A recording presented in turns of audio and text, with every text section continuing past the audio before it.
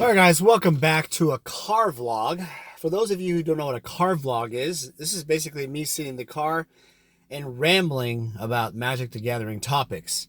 Now, today's topic actually is a very interesting one. I've been asked almost on the daily about Power 9, what's going on, Dual Lands, what's going on. Daniel, you were correct. Wow. I was correct about something, actually, one time in my life. I did this video a while back about the Drop of Honeys fiasco. Remember that? Where basically the Drop of Honeys have gone up to a price point of like ridiculousness. I think at the time it was like, what, 300 to 600 bucks? Something like that. And now they retail for over $1,000. $1,000. But, Starbucks today, Frappuccino, no Diet Coke. Gonna act a little bit normal. So I talked about the fact that if these reserve list cards stick, that means that the Power 9 and the Dual Lands have to go up. They have to go up. They have to go up. So if they did not stick, then that means the Power 9 and the Dual Lands would probably not really go up as much. But look what happened. They all went up. Everything went up. I mean, we're talking about a magnitude, especially for alpha, like double, easily. You know, for so many years, I want to just take a shout out to people out there who've ever told me that, Daniel, the alpha power is not going to go up for a while. Yeah, it's not going to go up. Oh, you're crazy asking $3,000 for an alpha power played card. You're crazy. Absolutely freaking crazy. Time Walk, you're an idiot for asking $3,000 for a played one. Well, I think the last one on eBay, like an EX1, whatever, just sold for almost $5,500 or something like that. I mean, for the love of God, people, if I'm such an idiot, why are people buying them? So those people are idiots too, right? So this is obviously a situation that's going on that people can either believe or not believe. And I think my answer to this question, to all of you guys asking me, is it going to go up? Is it going to go down? What's going on? Should I sell? The replacement value for these cards, when you sell them, it's going to cost you more money. Because what you're doing in a bull market is when you sell, you effectively are selling, and then they will keep going up, like in stocks, and you always sell lower than what the peak point is. Because you don't really know, based on the evidence that's going on, the graph just keeps steadily going up. Some cards just, I'm not talking about the cards that spike up. I'm talking about the cards that are steadily rising over the years. I've been explaining to you guys about the Dual Lands and the Power 9. And it's not over. I'm here to tell you guys it's not over. I don't think that you understand that for many years, the Power 9 has been just sitting around this kind of fluctuation price. And I really think that after, probably after this year, there'll probably be another jump, 20, 30%. Yeah, easily. Here's another thing. People have been asking, well, Dan, I have these Power 9. I got family stuff going on. I got, college tuition for my daughter. I got to repair my house, whatever. Should I sell? Should I sell my Power 9? Should I sell my Dual Lands? And my advice on that is no, you should not sell them unless that's the only thing you have to sell, and also you need the money. Because a lot of people are speculating on this weird thing called full art lands, or Amonkhet Invocations, or masterpiece cards, or Dan, do you think these Grand Prix foil basic lands that Donato Giancola drew, which were really nice, but do you think those I should buy like 10,000 of them and hold them and sell my Power 9 to invest in those? Man, I just feel like it's very funny. Like, they're taking a very valuable, iconic asset in Power 9, and then you're buying some of the newer speculation stuff. It's absolutely crazy to me. And I wouldn't do that. Now, here's one point that was made that I think does have a lot of value. When is the boat going to ship? When is the ship going to sink on the growth? I don't think Power 9 is going to die. But, Daniel, I feel like there has to be a breaking point here. The boat can't be full forever. It can't keep growing in value. Well, I think with certain things in Magic collectibles, there's Power 9, for example, dual lands. I don't think there's a ceiling on those because they have incredible amount of use for nostalgia, highly collectible, very iconic, historic, and you have more people growing up in Magic now wanting to buy, hey, I want to get a piece of Power 9 before it goes crazy. Well, what's your idea of crazy? So it used to be $1,000 for an unlimited MOX played was a little crazy. It used to be like, you want to pay like $500, right, for a played one. Not anymore. Now it's going to be $1,000 minimum, just about. $1,000 bill on these cards for unlimited. Pretty soon, you're going to see probably $2,000 bills on played unlimited. So, Dan, you probably asked, Daniel, why do I use unlimited as an example? Because the beta and alpha cards follow the unlimited. If you notice a correlation, they all kind of follow each other kind of interestingly, right? If the unlimiteds go up, the betas will go up by about a double percentage, if not triple.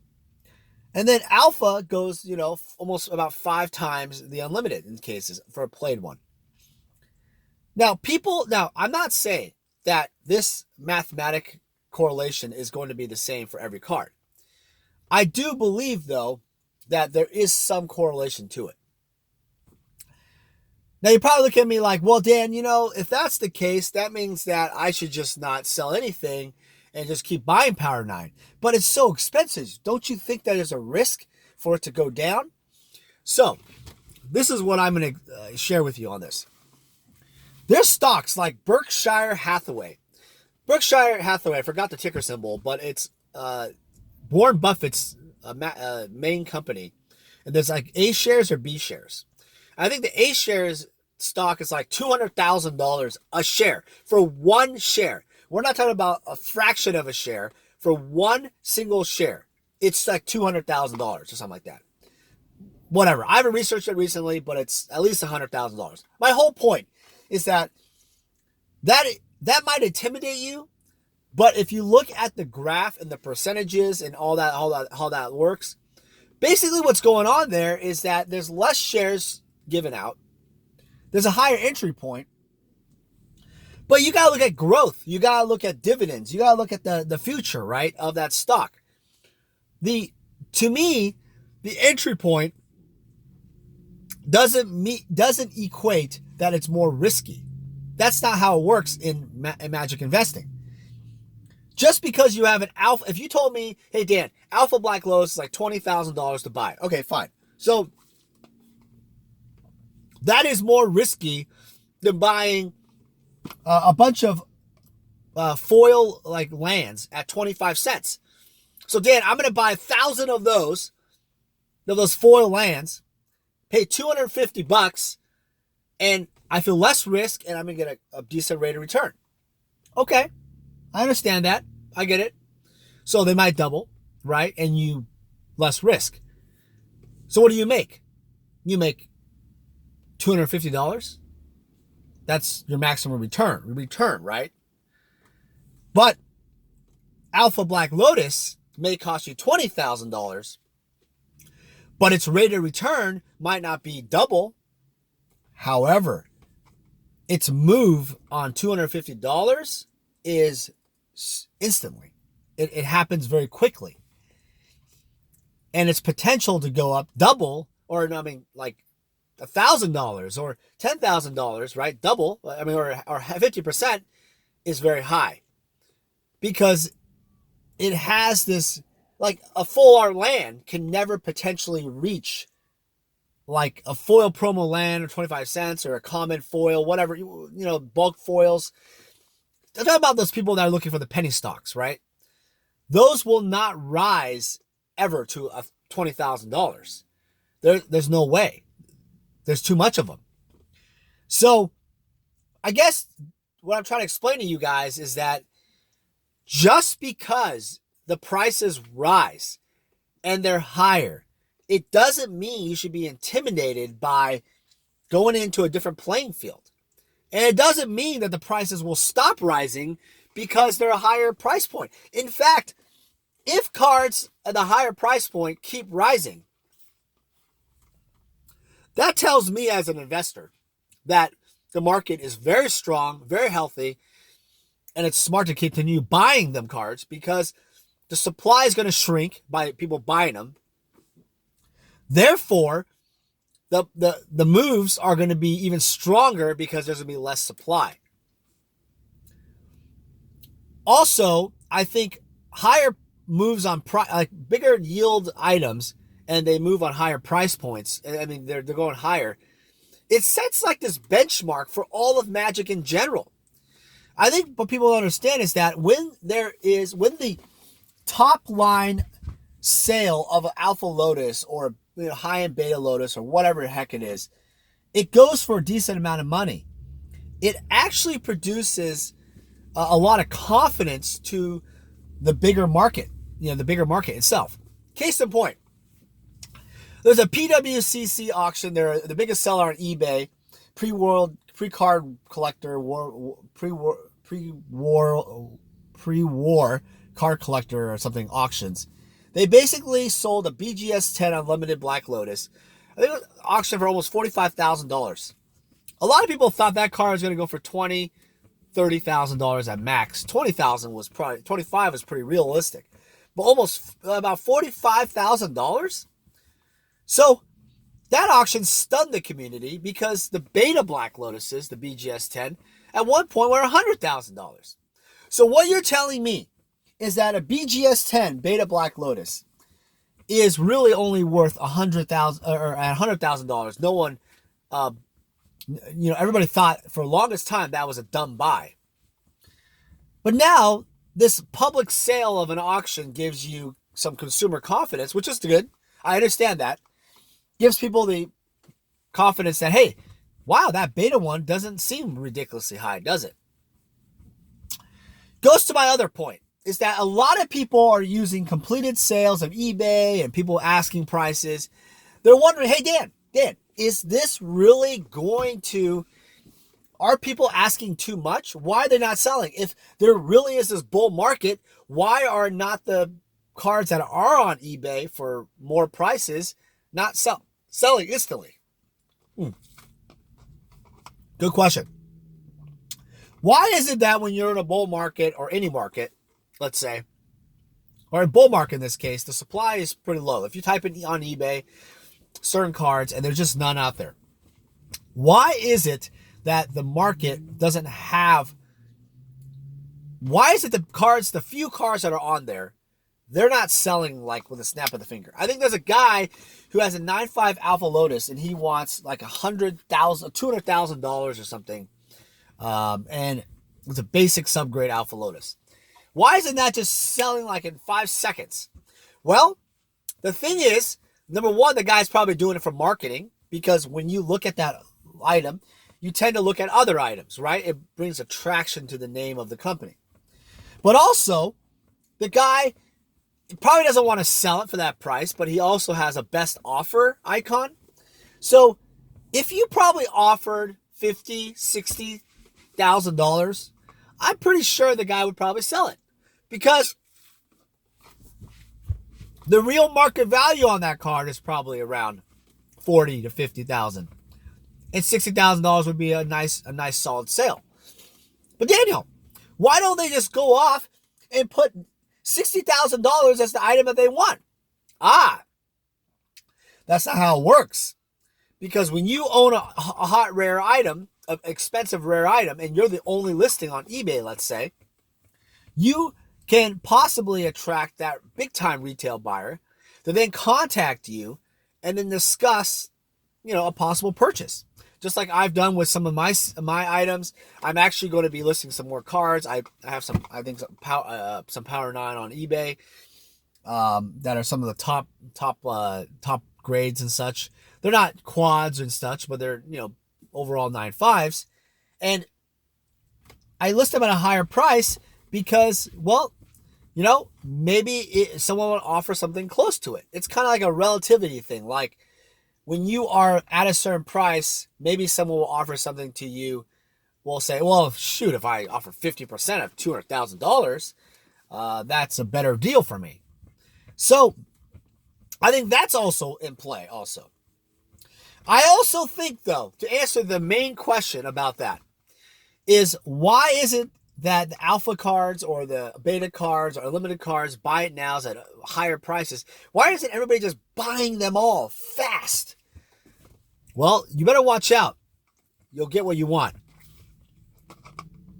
There will be a day, and I don't know what the day will be, but I will tell you right now, there will be a day where the buy now prices that you see on most of these cards, they're reasonable, right? Incremental growth. They will be purchased by people, and they will be gone. And then what you will see is a next spike of increase, and then those will be gone. At a certain point, the question is, when will the supply come back in? And then the market will obviously change, and you will have this like turning point moment. What will that be? I do agree that Power 9 and dual lands will grow up in the test of time. But I especially think the only one that will have that exponential growth for the longest time will be alpha. Alpha, alpha, alpha. Beta will follow. Unlimited will be challenged. I've been saying this for a while, and I'll say it again. People always sell me their unlimited power to buy beta and alpha and upgrade, the word upgrade, because they realize that the white border just bothers their eyes. They just want to be like their friends, or it's just a better investment. Choose A, B, or C. All of the above. But the truth is, because of that reason, unlimited power tends to be the most sold item instantly, and dual lands to do the upgrade. And with that said, you have to be very careful with unlimited. And that's why I think revised is very dangerous too, because at the $1,000 underground sea level, it's dangerous because, well, I think there's room, there could be a little dip. Now, I will say, I think a revised dual lands in general one day, you mark my words, will be at least $500 to $1,000 a card. Period. Doesn't matter if it's played, plateau, I don't care what it is, $500 a card. A card, at least, maybe even 1,000. I mean, one day. We're talking about one day. Because it is reserve list. There's going to be more players that will play Magic. They need 4 of them. They want to have the 40 dual lands of each. Remember, that's kind of a goal for people. 40 dual lands. So you do the math on that, and you see the supply shrink even more. That and the demand is higher, right? You have more players. Then it will increase further on. But another video topic later on is I will discuss what will happen if people start selling because they retire. Very good topic, but not for this video. I will leave you guys with this question, and I think it's a interesting question. Do you think it's wise? Do you think it's wise? If someone gave you $10,000 of revised dual lands for a piece of Alpha Power 9, not Black Lotus, let's say like Ancestral Recall, Time Walk, whatever. Let's say it's $5,000, $6,000 value for Alpha Power 9. But they give you $10,000 worth of revised dual lands. Which one would you keep? Which one would you keep? Which trade would you do? Would you, if you're the alpha power one, would you accept that and say, okay, I want that trade? Or would you say, no, let's say you have the alpha power and be like, I don't want to do that. Would you do that trade? And vice versa. If you were the guy with all the revised dual lands, would you trade $10,000 of revised dual lands for alpha power? One, but only one. That's like $5,000 to $6,000 plus or minus, right? Would you make that trade? I want to see in the comments below what you guys think. Put it below. I will respond to some of the comments. Interesting point I want to make next video. See you guys later.